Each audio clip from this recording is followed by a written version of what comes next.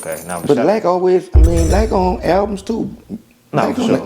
We always tap in on music. Yeah, man, you tied in to them people over. You never thought about joining Cash Money, man? All the connections I you had, got. you know, like I told you, I had signed with Cash Money to do an album.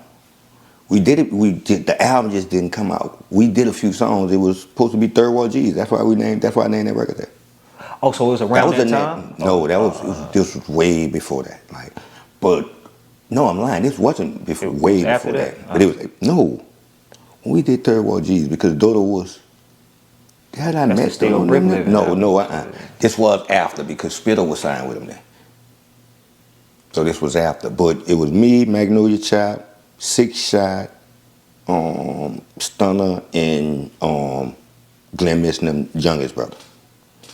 It was supposed to be the Third World. Six Shot actually still got one of the songs we did, but it just didn't form out. It was around the time when you saw Chop and Six Shot was there and all that. It was around that time.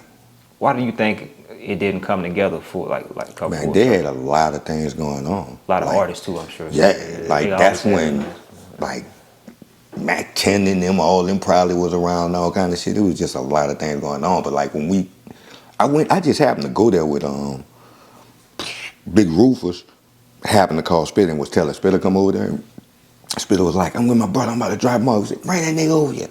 And I ended up going over there and me and Stunner ended up talking and we just started talking about doing the album. Yeah.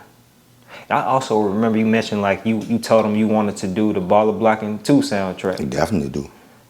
Say, bro, like Stunner and like every time me and Stunner get around each other, he talk about Dodo.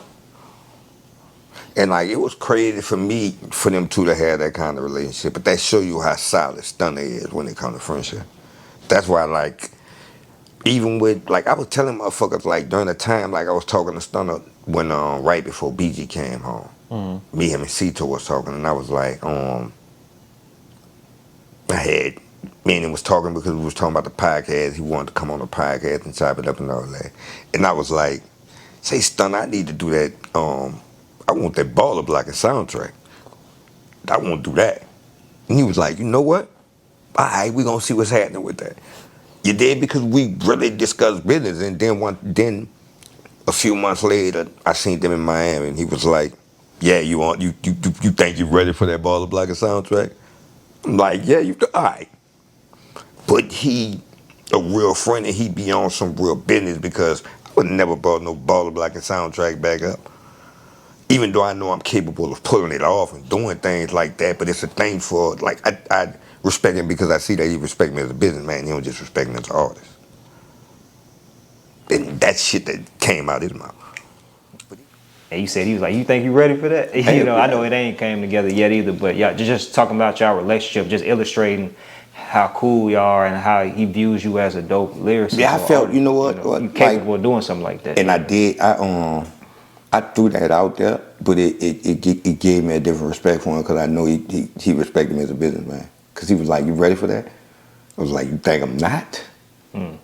But I knew, like, it just, the way he told me, I knew it was some kind of consideration on it, so I'm cool. No, for sure. So I could pull it off, though.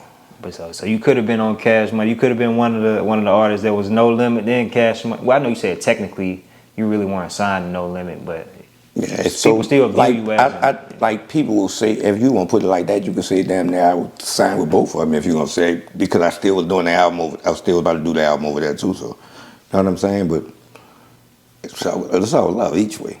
Yeah. I want to ask you this, man. Speaking of No Limit, Cash Money, you told me off camera you had a song. I haven't heard the song with you and Juvenile, but nah. But oh yeah, man, Juvenile got that Scarface remix. It's me, Juvie, Turk, Six Shot, Wacko,